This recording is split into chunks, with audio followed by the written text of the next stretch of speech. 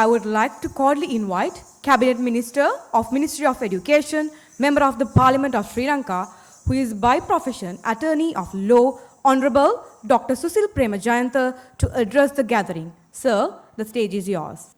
Honorable Dr. Bandula Gunawardena, former Minister of Education and the Minister of Transport, Media, and Professor Bandara, the Chairman of the COPE in Parliament and Member of Parliament, His Excellency the Ambassador for New Zealand, Mr. Janaka Kamalgoda, Mr. Rajesh Singh, the foreign delegates, participants. I think it is high time for the Sri Lankans to focus on education development. Not only Sri Lanka, I find here today in this conference room the representatives representing our neighboring countries, especially the SAARC countries, India, Pakistan, Bangladesh, Nepal, Bhutan, and some other neighboring countries. So you have focused your theme today for quality education in par with SDG goals. Now I can remember when I was the Minister of Environment in 2013 and 14, I was invited to 3 workshops by the United Nations organizers of workshops to formulate 17 SDG goals. One in Geneva, one in Berlin, and the last one was in New York. So after introducing, I came to know that I attended to these 3 workshops as a resource person. That is, based on our infractions and our statements and share with our experience, professionalism, then they formulate 17 SDG goals. At that time I was invited as the Minister of Environment. Now you can see the 17 SDG goals starting from 1, poverty alleviation, no poverty. Then number 2, no hunger. 3, the quality health. Number 4, quality education. Number 5, gender inequality. Like that you can continue up to 17. Though there are 17 SDG goals, there are 169 targets. For each and every SDG goal, there are targets 6 to 9. In the field of education, number 4, we have 9 targets to be achieved by 2030.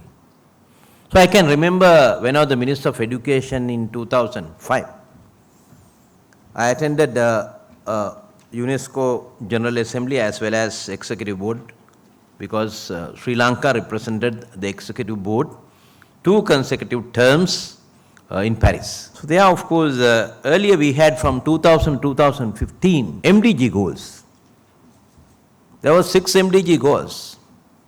So by that time, as a country, Sri Lanka, we have achieved the primary completion rate, ours is 99%. The enrollment rate, even at that time, enrollment rate also 99% in the country. Mr. Ginige is here. She is one of the directors or the DG of NIE. NIE means National Institute of Education. That was started in way back 1985 by an Act of Parliament by the present President of Sri Lanka when he was the Minister of Education. And immediately after that, introduced another act in Parliament in 1986 that is to start 19 colleges of education. That is for pre-service training for the teachers. So these are some recent past events taken place in Sri Lanka to develop the education. But basically, our education that existing today is we have inherited from British. But unfortunately in Britain, you don't see same education pattern because they have changed a lot. I have attended 3 education ministers conference in London, 2007, 8 and 9. That is the education ministers conference of Commonwealth countries. So I had the opportunity to visit primary, junior secondary and senior secondary schools in London. So for the first time, right, I had the opportunity to visit an exhibition called Bricks, organized by the producers of school equipments used by our teachers when teaching. So at that time, the smart boards, there were few companies at that time, but nowadays you find even in Sri Lanka, we manufacture smart boards at affordable rates. I can say one school in Jaffna, the famous Jaffna Hindu College, they have 64 classrooms from grade 6 to 13. All 64 classrooms smart. There's a neighboring school, one of the leading schools in Colombo, DS Seranayaka Vidyalaya. They have 157 classrooms from grade 1 to 13. All 157 classrooms are smart classrooms. Entire school premises, Wi-Fi. So then you find in different places, right, the development with the application of IT. And I'm sure India is one of the key countries, they have developed a lot in the field of IT. If you go to Silicon Valley in California, so you find most of the companies are managed by Indians, right? And even here in Sri Lanka.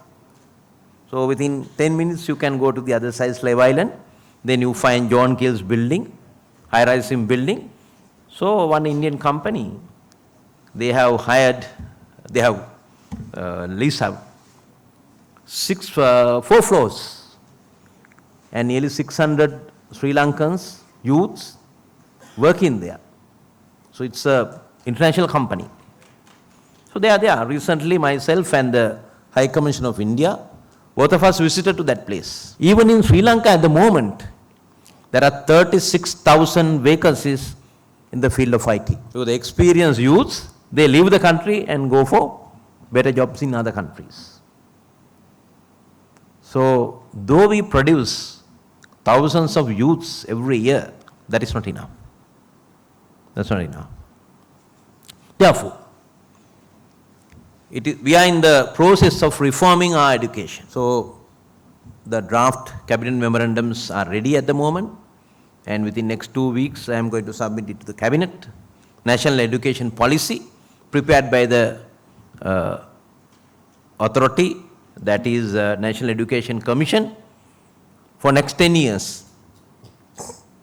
And we have prepared our reforms aligning the national education policy. Even in India, the latest education policy introduced in 2020, that is National Education Policy for India 2020, spreading out to 48 domains. I don't want to explain it, I don't have much time here. In that case, I have to give a lecture for about 1 hour. There is our neighboring big brother, right? Now see, they are covering all the emerging technologies in the policy paper. Nanotechnology, biotechnology, genomics, IT, artificial intelligence, all these emerging technologies covered with that policy paper. Spreading out to general education, preschool education, non-formal education, and higher education, technical and vocational training, all the fields covered with that policy because I went through it. And another country, small country, Singapore, they also have reformed their education way back in 1970s. And another country, for an example, Finland, they have a small population than Sri Lanka, in a Nordic country. So normally the Finland, all the education is they are within first 5 in any assessment at international level. Now for an example, STEM education introduced in United States in 2001.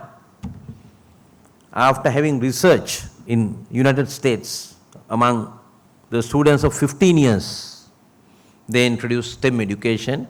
The research done by National Science Foundation of United States in 1999. Then they introduced STEM. What do you mean by STEM? Science, technology, engineering, mathematics. Now there are 96 countries in the world practicing STEM education. So that is nothing new. There's nothing new.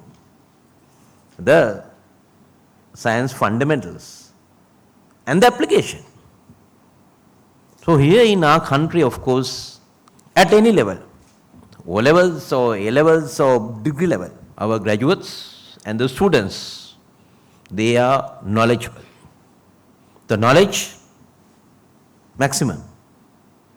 But the issue is skills. Now our education transformation focusing on improving skills in our country, in the field of education. Our exams, all the examinations, right? If you have good memory, you can score high marks. But the issue is, even after passing from universities, except the graduates from medical faculty, engineering faculty and few other faculties, others, they can't apply what they have learnt in schools and in university. So that is the issue here. So in Australia, you find classroom assessments 70%. At the examination, only 30%. Even in Finland, up to grade 9, no public examinations. Up to grade 9 means our grade 10, somewhere around 15 years, because their enrollment is starting at the age of 6, here at 5, right? So up to grade 9, the classroom teacher is accountable. She is doing all the assessment in the classroom. But the society, they trust 100% their class teacher. So then what you have to do? So you have to improve the quality of the teacher. Without improving the quality of the teacher, you can't expect quality education in the classroom. Here in Sri Lanka, I will give you some figures. At the moment, we have 10,145 public schools, primary, then the type 2 schools and type 3 schools, 1AB schools. It is very difficult to understand, especially our foreign delegates. Only Sri Lankan educationists can understand. So therefore, my first task is, within next 3 months' time, I am going to change the school categorization. That's it, primary 1 to 5, and junior secondary, and the senior secondary, or primary and secondary, 1 to 5 and 6 to 13. And there are some schools 1 to 13. There are some schools primary 1 to 5. We have over 3,500 schools. So I want to change the school administrative system, par with categorization. There will be clusters, 1,220. Each and every cluster, there will be 6 to 8 schools.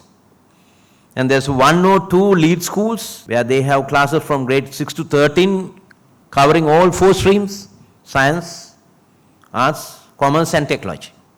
All 4 streams. So even in a remote area, after primary education, so students, they have the opportunity to go to grade 6 and continue their education even in Sinhala, English, or Tamil, English. So this is what we are going to do within next 3 months' time. And in the field of IT education, I am going to improve the syllabus from grade 6 to 13. Most probably, IT will be one of the core subjects for GCO level. So artificial intelligence will be introduced from grade 8. grade 8. So these are some major changes that we are going to introduce.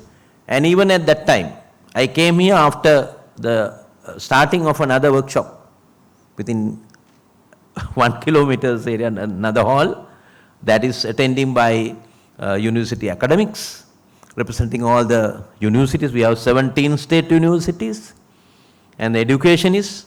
So they are getting together and they are discussing how to match the general education reforms after 13 years of education to university entrance. And at the same time, there's another team working on technical education and vocation training. So all three sectors are now under the Ministry of Education and Science and Technology institutions. So it is easy for us to introduce this type of transformation. At the moment, we started with reforms, but now the UNESCO's position is that is not enough now. After COVID-19, the member countries are advised to go for education transformation. Once you transform, you can't go back. If you introduce reform, yes, you can go back. But we are in the era of molding our younger generation to take up the challenges in the 21st century and the fourth industrial revolution. That is our objective. So I don't want to take much of your time. I just outline the system here and how many public schools, then how we are going to transform the education, matching to the requirements of SDG 4 to be achieved by 2030. Our plan is we have to achieve all these targets within 6 years. We are starting transformation from grade 1, 6, 10. So within 6 years, you can complete the cycle, and we have to change the theatre type classroom to group classrooms, especially in the primary. We are going to reduce the number of term tests in the primary section, only one assessment, either mid-year or at the end of the year. Other than that, in the primary section, continuous assessment by the class teacher. And there will be some supervisors to check whether the assessment is right, correct or not. So these are some initiatives that, and then we are going to start introducing the English from grade 1. That is not as a subject, but activity-based oral English. We have already trained 439 trainers at provincial level. We are starting from 7th, the training of primary teachers, 13,800 for teaching at grade 1. Then we start grade 2, so then we match with grade 3. Then by grade 5, I think our kids will be able to communicate better than now. So I link the English with IT. Without these two subjects, you can conquer the world as Sri Lankans, because we need an international language as well as the technology. So these are the basic things that we are going to introduce, and with that objective, we introduce education transformation, and we are starting with 200 schools covering all 9 provinces from 27th of March, the pilot project. Then full-scale transformation from 2024, so we can achieve SDG 4 by 2030.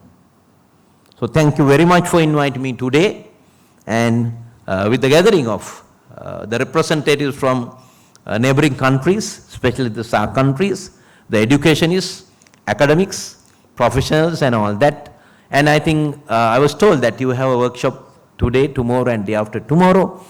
So then you will have some opportunity to visit, but unfortunately schools, we gave them vacation for 1 month because we have to hold the GC advanced level examination until the 17th of February. So all the schools are closed till 17th, but examinations are conducted in 2,200 schools. We use those schools as centers. So that is the turning point of all the students, because after GC A level, their future is decided at that examination, go to medical faculty or engineering faculty or arts faculty.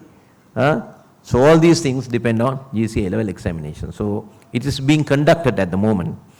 So thank you very much for inviting me, and I wish then you have a very good stay in Sri Lanka, especially the foreign delegates, and with your deliberations of quality education and achieving SDG 4, the fourth goal by 2030. So we value your experience and your contribution towards the development of the education, not only in Sri Lanka, but in all member countries of the SAARC region. Thank you very much.